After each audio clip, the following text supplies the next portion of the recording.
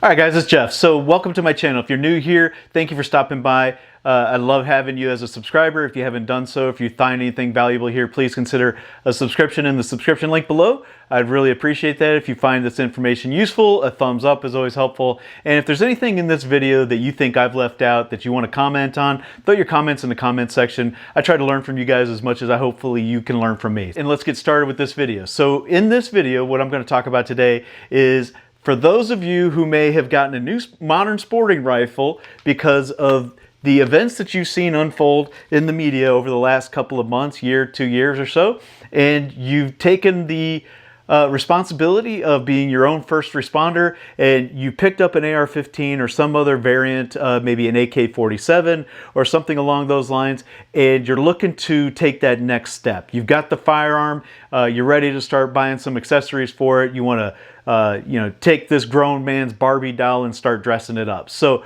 what do you go for first? Well, when it comes to the modern sporting rifle, there's a lot of accessories out there available to you, and some of them are better than others. But in this video, what I want to talk about is setting up just a basic, functional, useful home defense rifle that you can use for just about any scenario. And then as you progress and develop in this hobby, then you can find what works for you and hopefully use what you've learned here as a platform to begin with. So, making jokes like other people do, I'm going to start at the rear just like the Army does, and I'm going to start with the stock. So this stock here, this is a B5 system stock. There's a lot of different companies that make stocks, but when it comes to the AR-15, most of the time the factory stock, the mil-spec stock that comes with the AR-15, there's nothing wrong with that stock. It's just got a hard plastic shell. It's got a couple of sling points, and that's really all you need. I mean, the AR-15 is not a hard-hitting gun, but as you get used to it, as you take it to the range or you take it out to your favorite shooting spot and you learn what works and what doesn't work for you, a stock like the B5 systems or the Magpul stocks are great options. It's all about length of pull. You know, how well does this gun fit to your body when you go to shoulder it? How well does it fit to your body? Does it stay up close? Do you need to get a little bit closer? Is it adjustable? Did you buy a pistol? If you bought a pistol, you're going to have a little bit more problems with the pistol because you're usually running some sort of SB tactical brace if you're using it in a pistol format. So getting it set up with a good length of pull on your shoulder is going to be a little bit more difficult because you're going to have a set screw that you're going to have to concern yourself with on a lot of these. Now, they do make adjustable SB tactical braces. I don't want to get into the whole legislative action that's could potentially be coming, or departmental action that could be coming with the ATF rewriting the rules and all that. I think that's for another video, but just be aware that it's a little bit more complicated with a SB tactical brace than it is with a stock. These are usually a 6-position stock. Even on the AK-47, unless you've got a fixed stock, they're usually coming with a 6-position stock. Now, moving forward, kind of like the Marine Corps, you want to get to the rear of the gun, you've got a charging handle. Now, the standard charging handle that comes with the AR-15 is fine. There's nothing wrong with the standard charging handle. However, if you have mobility problems, you want to be able to be ambidextrous and get it from either side. There are options for ambi charging handles out there. Just know that when you find one that you want to put onto your weapon, be aware of the materials that they're using, because softer aluminums can cause you a little bit more problems, and cheaper isn't always better. So continuing to move forward again with the ergonomics. So this is a B5 hand grip. Now this is just in case you didn't know, this is the IWI Zion 15. These two items came factory on this gun. The rest of it I think I've adjusted except for the hand grip. The hand grip was also factory on the Zion 15. Great entry-level AR-15. There's really nothing wrong with this gun. You could go for the rest of your life if you only owned one of these. This would be a perfect gun moving forward. So anyway, the pistol grip on this one, again, B5, but Magpul makes a great ergonomic pistol grip. Now you can get some from other manufacturers. I believe it's Tango Down, used to be Palm, US Palm. US Palm is still making a pistol grip. I'm not sure who they sold out to now. I think it was Tango down, and then I think they've sold again. But anyway, they're a good ergonomic pistol grip. You got Hogue grips. A lot of different companies are making grips, but find what works for you. You're probably going to experiment, but you can't go wrong with the Magpul. I think the Magpul is pretty much the gold standard when it comes to aftermarket grips. Now, the grip that comes with it is a pretty decent grip, but you'll find that a lot of people find that they're a little too small, a little too narrow, especially if you have medium-sized or larger hands. It becomes a little more complicated to get a good grip on the gun. But here's an example of the Hogue grip. Great grip if you're looking to replace it. I would highly recommend you looking at the 25 or so bucks to get a Hogue grip. You can't go wrong with the Hogue. Now, continuing to move forward, I'm going to go back up to the top here. So with your weapon, if you've got an entry-level AR-15, you just started out, you probably got some sort of fixed front sight post that goes over your gas block, and then you'll have probably nothing in the back. So getting a good backup sight or some sort of iron sight for the rear of the firearm is probably a good thing to get. Having a fixed iron sight or some sort of flip-up iron sight is a good practice to understanding the mechanisms of using your rifle. The mechanics of sighting in your rifle with iron sights, I think, is a fundamental skill. It doesn't take any electronics. There's nothing that can go dead on those. They're there.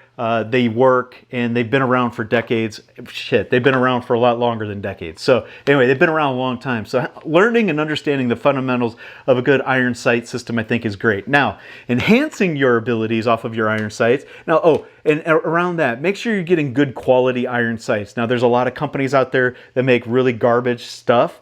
You can get airsoft quality sights for your weapon, and the first time you bump something, they're going to break because they're a very soft plastic. They're not intended to be on a battle rifle or any sort of home defense weapon, something you're going to put your life on. So make sure you're getting some good quality sights. Companies that make good sights, again, Magpul makes several different options when it comes to sights, and if you have a fixed front sight post, you only need the rear sight. So it's about 70, 80 bucks, but I would recommend Magpul when it comes to those as well.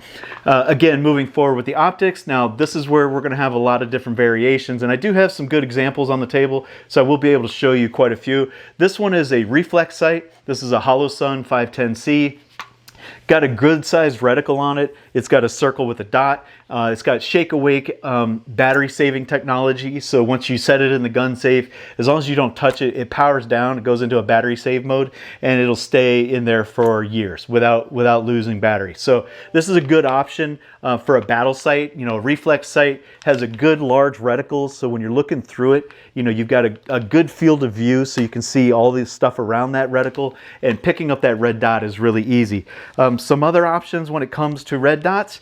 This is the micro dot. This is another SIG Romeo 5 22 millimeter micro red dot, and this is another one that has some shake awake technology. So again, it's just a single dot reticle that you're looking through, and so when you're coming up, you're looking for that red dot, that really minuscule red dot. Usually a couple of MOA.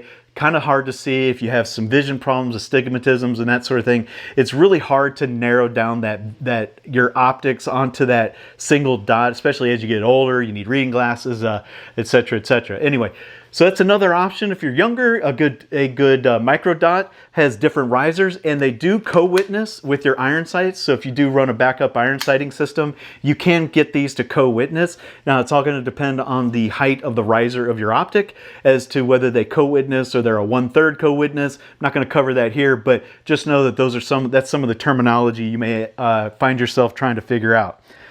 Something a little more traditional, and it's been around quite a bit longer, the 30 millimeter red dot. This is one of the first generation primary arms red dots. This is 30 millimeter. They still make these. Good companies make these. American companies.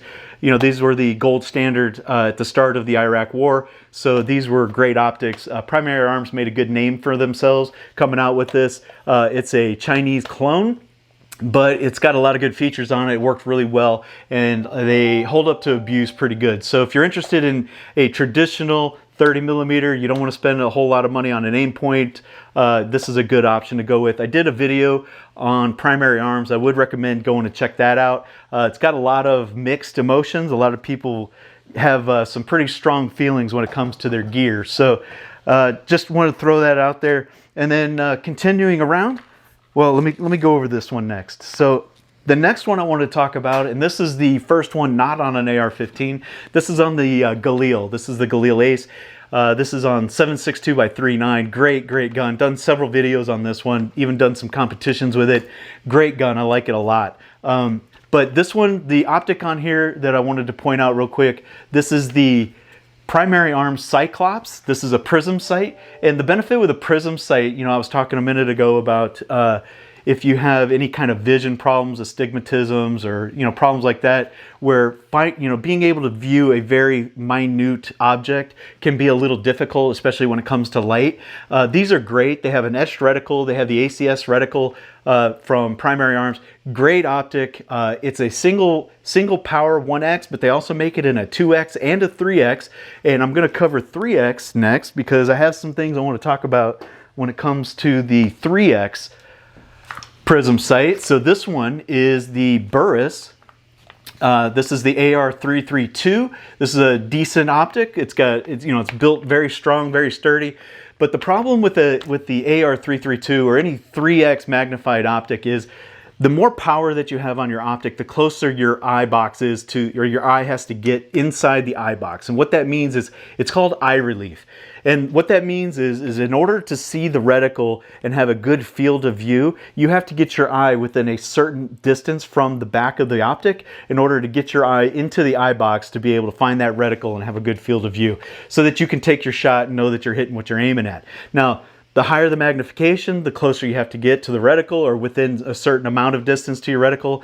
And for a lot of people, that's just not practical for a first AR-15. If this is your second AR, your third AR, you have some property, you want to use it as a hunting rifle, you know you're going to be shooting 25 yards and beyond, having a fixed power 3x optic is a decent option. And you can always throw an offset iron sight on here too. So if you need to take those close-in shots, you can always cant it. This one was coming out with the option of having a red dot. Throw that on here. Any of these mounting points, you can put something like a laser or whatever. Anyway, you can get an optic, another optic, a smaller red dot to go on here. You can do an offset sighting system. There's other options for guns like this if you want to go with a fixed power 3x sight. Now, moving forward, I want to talk about probably the best option for the universal optic. Now, if you're going to take your gun and use it as home defense gun, you can run an LPVO. Now, what is an LPVO? Well, it is a low power variable optic. And what you get with the low power variable optic is you get 1x all the way up to potentially 10x. So you can get this one as a 1:4. They make them in a 1:6, a 1:8, a 1:10. And the higher up you go in the magnification, you're probably going to pay a little bit more money. Now, at 1x, you usually have a infinite eye relief, right? I talked about eye relief a minute ago with the 3x.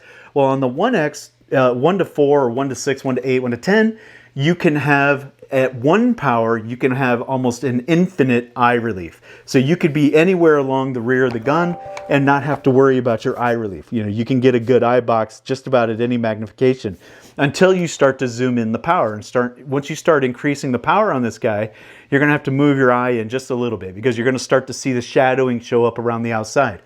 Now, these are great options, especially you need a do-it-all kind of optic.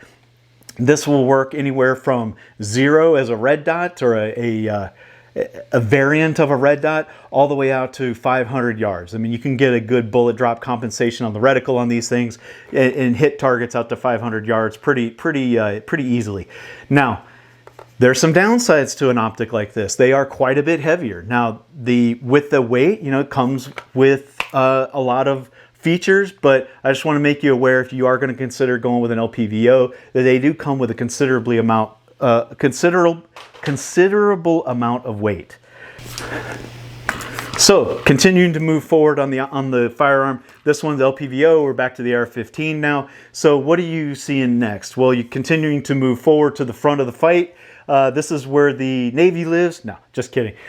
This is where the handguard is. You're going to probably get, if you got a budget AR-15, this is probably something that's going to be 2 pieces of plastic with a heat shield protecting the barrel. That's just a safety mechanism. It's 100% about being functional and not about form or features. It is just function. So you may or may not have the option to have a handguard, and this may be something you'd want to consider replacing at some point. There are a lot of good companies out there, Midwest Industries. Again, Magpul makes a good product, but there's a lot of options. Just look around, find what you like, find what fits your hand. There are some that are easy to get a full grip around. I have a medium-sized hand. This is a smaller Midwest Industries full-length handguard. Has the M-lock rails, and this one is very easy for me to get my whole hand around. Now, if you're going to do a press grips and you want to get all the way out there, you know, you want to look for something like that. But it's not a requirement. Just know that those are some of the features. And then you have options to mount QD points via M-lock. Now, what is M-lock? Well, M-lock is all of these slots that go around here. They're standards that Magpul developed, and then there's an open standard, and I'll show you that here. This is KeyMod. And what is KeyMod? Well, it is another standard for mounting different options to your firearm. So they've done some studies. There's some people out there that say that the M-lock is a lot more secure than the KeyMod. The KeyMod doesn't have enough connection points, and therefore it's a little bit less secure. So do your own research, find out what works for you, because once you start buying accessories for your gun, if you ever want to upgrade your gun or buy new guns moving forward, you want to standardize on one of these systems, because if you have multiples, then you have to have multiple versions of different products, like hand stops. You can't take this hand stop and move it to an M-lock modded gun, so this will only work on a key mod. So just keep that in mind. That is one of the downsides. Now, talking about hand stops, moving forward on the firearm. Here I've got a BCM hand stop. Now you've probably seen other options where you'll have a full grip, a full hand grip here. They call them vertical foregrips. Magpul makes one, BCM makes one. This one's a BCM, and it's got a little bit of an angle. It's kind of a stubby. Magpul makes them. There's other companies out there that make them. Just make sure that whatever you end up getting, it works for your handguard, and it's from a known manufacturer, because there are a lot of companies out there putting out garbage. Again, with the airsoft, you can get airsoft products for your rifle that you're going to use as a life-saving tool. You don't want to skimp out on little things like that could break in your hands when you're trying to fight for your life. So I think something I missed was the sling. A good 2-point sling with some sort of retention method in order to keep it available on the firearm, but allow you to put it on if you ever need to pull your weapon out to use it in a defensive situation, is a good feature to have. And you do have mounting points. This one's a single point, but all of my other guns that I have set up for home defense are 2-point slings. And there's a lot of options for mounting stuff up here. You can put QD mounts up here. You can mounting a sling is as diverse as just about anything else when it comes to the modern sporting rifles. So I just want to touch on it real quick. But going back to the handguard, a lot of good companies out there making them. Just be aware of what you're getting, and it's going to come down to how does the firearm fit you, right? So how does it fit when you go to press it out? Does it fit the way you want it to? Do you want a little bit of an angle? Do you want something to grab a hold of? You know, just know that there are some legalities when it comes to the pistols. This is the SB Tactical, or this is the Strike Industries. This is a Strike Industries brace. And there are some legalities around putting a vertical foregrip on an AR pistol. So check your local jurisdictions about that. Don't want to play internet lawyer today. So just be aware that you may have to use some sort of angle foregrip and not a full-fledged vertical handguard. So know your laws, know your local laws. Anyway, that said, the last feature for a home defense rifle that I think everybody should consider for a home defense rifle is some sort of illumination. Now on this one, I've got a Streamlight. I think it's a GX2 or G2X, just on a Magpul offset light mount. And I always set mine up on the opposite side. Now that's just a personal preference, but I have all of my home defense rifles set up that way. You can see this one here. And any gun that I'm going to use for any kind of personal defense has a light on it. Even my carry guns, guns I have, scattered throughout my residence, all have some sort of illumination on them. I think it's vital, especially if you may be responding to something in the middle of the night. I have grown children, and the last thing I'd want to do is harm one of my children by not being able to identify them first. So make sure you have illumination on whatever gun you're going to use to check your property, check your home. I think it's vitally important. There's a lot of companies that make these as well. Some sort of offset illumination. Again, I mentioned Magpul. I have UTG on that one down there, and there's other options you can get. This one has the button press on the rear of the flashlight. There are some that come with an adapter kit, so you can just press a tape on top and mount that tape anywhere that you would put your hand, and so you can depress that light and have it activate through a cap on the back of the flashlight. So last thing I'll cover, the flash suppressor on the standard AR-15, the A2 flash suppressor, is a perfectly good device that comes with it. It's been used in battle for years, and it was chosen because of its ability to suppress the flash. Now this one is a muzzle max. This one is designed to compensate the blast forward on this, and I think their marketing, they even talk about forward muzzle blast deflector or something like that. Anyway, this is the one that I have on my AR pistol. This is my bump in the night gun. And my expectation for this one is that if it's pushing the gases forward, it's also pushing that sound forward, and so it's not going to be deflecting off of the sides of the walls and causing deafening situation for me. I don't know. I don't clear my house a lot or shoot inside a shoot house, so I don't know how well it would work. But whenever I'm using it in an indoor range, it does do a pretty good job of pushing that concussive blast forward and not sideways, not laterally. The last thing that I'll discuss real quick, and this is more of a Gucci item or a bougie item, that's going to be a suppressor, right? And there's a lot of people out there, I think Jim Lovell from Modern Poet Warrior Poet Society has caught a lot of flack about not recommending a suppressor for home defense, and his theory behind that is he wants the bad guys to know that he's firing a weapon, and if he's using some sort of sound suppressing system, he's afraid that they're not going to hear it and they're going to keep coming, and he wants them to hear it and get out of there, right? So there's different levels of force, and sometimes just letting people know that they've found force and that they're not going to find victims can be enough to deter behavior and get them to move out and move on. So I can see where he's going with that. I don't know if I agree with it, but I don't run a suppressor on my home defense rifle. I do own one, and if you're in the market and you can afford one, I think these are a worthwhile investment. You don't know how long these are going to be allowed to be had. I don't see a lot of movement on opening them up to the general population. They're an NFA item. You do have to pay a tax stamp for it. So it is something that's going to be complicated to acquire, but it is worth the effort, and I do recommend people get one, even if it's only one. Now, be aware that there are a lot of them that are caliber specific. They have varying thread patterns, so there is some additional cost, but if you plan to get one that's going to be the most universal for you so you can use it on multiple weapons. So that's pretty much it, guys. This is the AR-15, the modern sporting rifle. If you've just got one and you're looking to dress it up, there's a lot you can do with it. They call this the grown man's Barbie doll because you can play dress up with these things all day long. If you like this video, like I said in the beginning, please give me a subscription. Subscriptions are what really motivate me to keep making this kind of content. If you think it's worthwhile, please give me a thumbs up. If you're looking for me on any of my other social media sites, you can find me on BitChute, Parler, MeWe, Instagram, and Rumble. I'm putting my videos up on Rumble now as well. Starting to get a little bit of a presence there. It's this slow to upload, but if you want to get off of YouTube and you want to find me in some of those other locations, check me out there. I'll be putting all of my content that's here up over there as well. So thank you very much for watching. Until next time, guys, take care. See ya. Bye-bye.